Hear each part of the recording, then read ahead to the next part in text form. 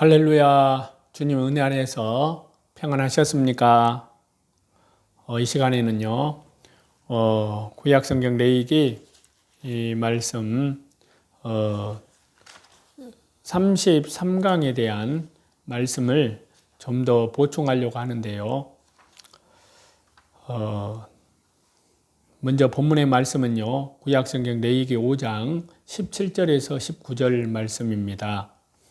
만일 누구든지 여호와의 계명 중 하나를 부지 중에 범하여도 허물이라 벌을 당할 것이니 그는 내가 지정한 가치대로 양떼 중 흠없는 순양을 속건제물로 제사장에게로 가져갈 것이요 제사장은 그가 부지 중에 범죄한 허물을 위하여 속죄한즉 그가 사함을 받으리라. 이는 속건제니 그가 여호와 앞에 참으로 잘못을 저질렀음이니라. 자, 여기 말씀은요, 여호와의 계명을 어긴 죄입니다. 속건제의 제사에 대한 두 번째로 말씀인데요. 이것은 구약의 관점에서 보면 하나님의 말씀을 어긴 죄입니다. 또 여호와의 계명을 어긴 죄, 이 말씀을 신약의 관점으로 보면요, 하나님의 말씀을 떠난 인간의 죄를 짊어지신 주 예수님을 예표한다고 할 수 있습니다. 그리고 여호와의 계명을 어긴 죄에 대한 이 말씀을 우리들 삶 속에 적용을 해보면요, 예수님을 통해서 말씀을 불순종의 죄를 회개하는 성도의 신앙을 가르친다고 할 수 있습니다.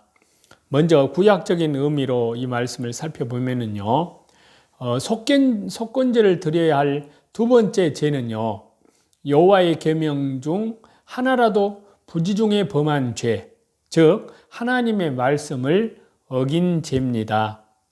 속건제는 앞에서 말씀드렸듯이 허물을 사함 받는 제사입니다. 인간이 저지르는 가장 큰 허물은요, 바로 계명을 범하는 죄라고 할 수 있습니다. 이 문제를 해결함을 받기 위해서는요, 범한 죄에 따라 흠없는 순양을 속죄 제물로 가져가서 드려야 합니다. 여기에는 특별히 성물에 대해 범과한 것과 달리 배상의 규례가 기록되어 있지는 않았습니다. 오로지 흠없는 순양을 드릴 것을 요구하는데요, 이는 하나님과의 관계에서 하나님 앞에 저지른 죄는 오로지 예수님만이 죄를 속할 수가 있고 예수님으로만 죄를 사함받을 수 있음을 뜻합니다. 그래서 레위기 5장 19절에 보면요, 그가 여호와 앞에 참으로 잘못을 저질렀음이니라. 이러한 표현은요, 이를 깨닫게 해주는데요, 즉 여호와 하나님 앞에서 잘못을 저질렀기 때문에 여호와 하나님 앞에서 정한 제물을 드려서 문제를 해결해야 한다는 그러한 의미인데요, 그 정한 제물이라는 것은 두말할 나위 없이 궁극적으로 주 예수님 그리스도를 가리킨다고 할 수 있습니다. 이제 이 말씀을 신약적인 의미에서 살펴보면요, 그와 연결되는 말씀을 찾겠습니다. 이사야서 53장 6절인데요. 우리는 다 양 같아서 그릇 행하여 각기 제 길로 갔거늘 여호와께서는 우리 모두의 죄악을 그에게 담당시키셨도다. 자, 신약의 관점으로 여호와의 계명을 어긴 죄는요, 말씀을 떠난 인간의 죄를 짊어지신 예수님의 모습을 뜻한다고 할 수 있습니다. 여기 이사야서의 이 말씀은요, 우리가 죄 속함을 받는 유일한 길을 보여주고 있습니다. 우선 인간의 상태가 강조가 되는데요, 여기에서 우리는 범죄한 모든 인류를 포괄한다 할 수 있습니다. 이제 이사야서 말씀이요, 그릇 행하여 각기 제 길로 갔거늘, 이것은요, 이 말씀은 하나님의 말씀을 떠나 사는 인간의 모습을 보여주고 있습니다. 이어서 우리 모두의 죄악을 그에게 담당시키셨도다. 이 말씀은 예수님께서 우리의 죄를 짊어지심을 보여주고 있는데요. 실로 양 같은 우리는 마땅히 가야 할 길을 모르고 악을 저지르면서 살아갑니다. 하지만 주 예수님께서는 우리의 모든 죄를 짊어지셨습니다. 그리고 그 죄를 사하여 주셨습니다. 자, 이 말씀을 우리들 삶의 의미에서 적용을 해보면요. 먼저 그 관련되는 말씀을 찾아보시겠습니다. 베드로전서 신약성경 2장 25절입니다. 너희가 전에는 양과 같이 길을 잃었더니 이제는 너희 영혼의 목자와 감독 되신 이에게 돌아왔느니라. 자, 여호와의 계명을 어긴 죄에 대한 이 속건제는요, 예수님을 통해서 말씀을 불순종한 죄를 회개하는 성도의 신앙을 뜻한다고 할 수 있는데요. 예수님께서 우리 죄를 지시기 전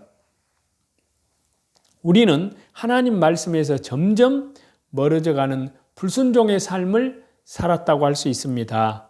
하지만 예수님께서 우리 죄를 지시고 십자가의 죽으심으로 영원한 속죄, 온 세상의 죄에 완전한 속죄함을 받았고요. 더 나아가서 우리는 회개하여 순종하는 삶을 살 수 있게 되었습니다. 자, 회개라는 것은 원문상 가던 길에서 돌이킨다는 뜻을 갖고 있는데요. 이것이 진정한 속건제의 결말입니다. 여호와 하나님의 계명을 그릇 범과한 데서 용서받고 돌이켜서 말씀의 지도를 따르는 모습, 순종하는 모습, 영혼의 목자와 감독 되신 하나님께 돌아와서 그 말씀을 온전히 따르는 삶, 회개의 열매를 맺는 삶, 이것이 곧 속건제의 결론이라고 할 수 있습니다. 이러한 말씀의 결론을 저와 여러분 이제 주 예수 그리스도의 십자가의 보혈, 영원한 속량함 안에서 말씀과 성령으로 하나님께 대한 철저한 회개로 말씀과 성령으로 거듭난 성도는요, 날마다 회개에 합당한 삶을 맺어가야 합니다. 그것도 성령님의 능력으로입니다. 너희가 성령을 좇아 행하라. 그리하면 율법의 욕심을 이루지 아니하리라. 육신의 일을 좇는 자는 육신의 일을, 성령을 순종하는 자의 삶은 성령으로부터 영생을 얻는다 그랬습니다. 심는 대로 거둔다고 말씀하셨거든요. 그래서 날마다 말씀 중심으로, 기도 중심으로, 예배 중심으로, 그리고 밖으로는 복음 사경회를 통해서 성령님께서 행하시는 놀라운 구원의 역사를 이루시는 그 일에 저와 여러분 순종함으로 동참하여 하나님께 영광 돌리는 그러한 삶을 살아가시기를 우리 주 예수 그리스도 이름으로 간절히 축원합니다. 찬송 드리시겠습니다. 찬송 575장입니다.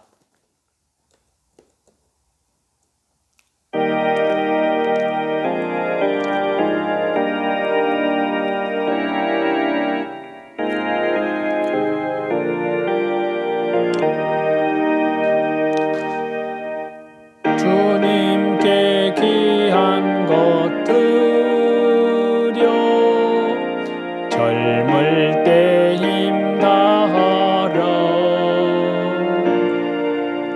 진리의 싸움을 할 때 열심을 다하여라. 모범을 보이신 예수님 굽히지 않으셨다. 너희는 충성을 다해 주님을 섬기어라.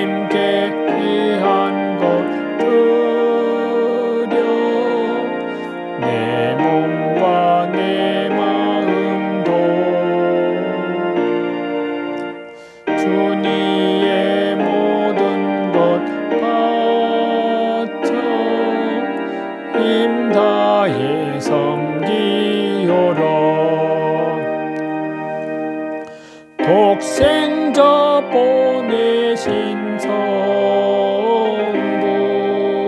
은혜를 베푸시니 너희는 정성을 다해 주님을 섬기어라. 님께 귀한 것 드려 젊을 때 힘 다하라. 구원의 갑주를 입고 끝까지 싸워라. 우리의 귀한 것 모두 주님께 드리어도 그 귀한 생명을 주신 주은혜 못 갚겠네. 하늘의 인공을 버려 우리를 구했으니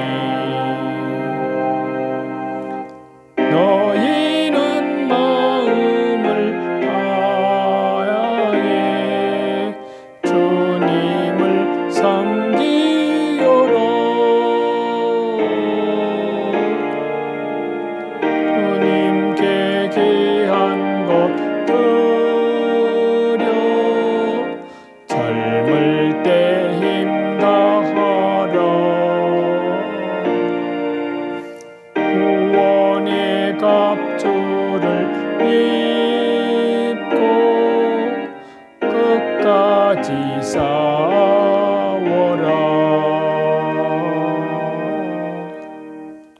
모든 존귀와 영광과 감사와 찬송을 우리 성삼위 하나님께만 돌립니다. 감사합니다.